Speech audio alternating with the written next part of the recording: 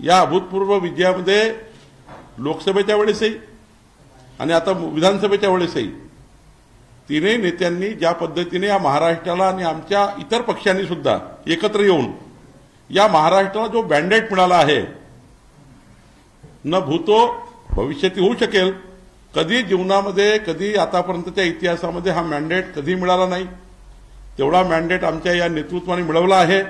मोदींच्या नेतृत्वामध्ये हा मोठा मॅन्डेट आमच्या महाराष्ट्राच्या तिन्ही नेत्यांनी मिळवला आणि ही महायुती भक्कम करण्याचा प्रयत्न आज त्यांनी केला। शिंदे साहेबांनी सांगितलं गोष्ट खरी आहे, शिंदे साहेब हे कधीच रडणारे नाही आहे, ते लढणारे आहे। जेव्हा ते उद्धव ठाकरेंच्या सरकारला लाथ मारून बाहेर पडले तेव्हा ते रडून नाही पडले, लढून पडले, लढून त्यांनी आपले सरकार बनवलं। खरं तर ते कधीच रडून त्या ठिकाणी राजकारण करत नाही, एक लढवया नेता म्हणून त्यांनी आपलं राजकारण उभं केलं आहे।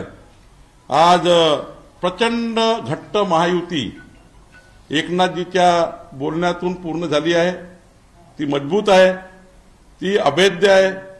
महाविकास आघाडीचे नेते या महायुतीला गालबोट लावण्याचा प्रयत्न करत होते, वावड्या उठवण्याचा प्रयत्न करत होते, पण आज एकनाथजींनी ज्या पद्धतीने या महाराष्ट्राला त्यांचं म्हणणं मांडलं आहे, देशात मांडलं आहे, खरं तर मला एकनाथजींच्या नेतृत्वावर खऱ्या अर्थाने अभिमान आहे की महायुतीचे नेते कसे असावे।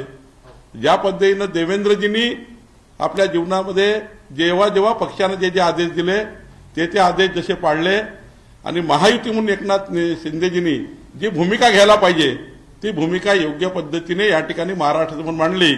खऱ्या अर्थाने मी एकनाथ शिंदेजींचं मनापासून अभिनंदन करतो, त्यांच्या याही भूमिकेचं अभिनंदन करतो, कारण मी सांगायचो, आमचे सर्वच नेते सांगायचे, आमचं केंद्रीय नेतृत्व म्हणजे आमचे पंतप्रधान माननीय नरेंद्र मोदीजी, आमचे गृहमंत्री अमित भाई आणि आमच्या केंद्रीय नेतृत्व जो काही निर्णय करेल तो महायुतीकरता अंतिम असतो।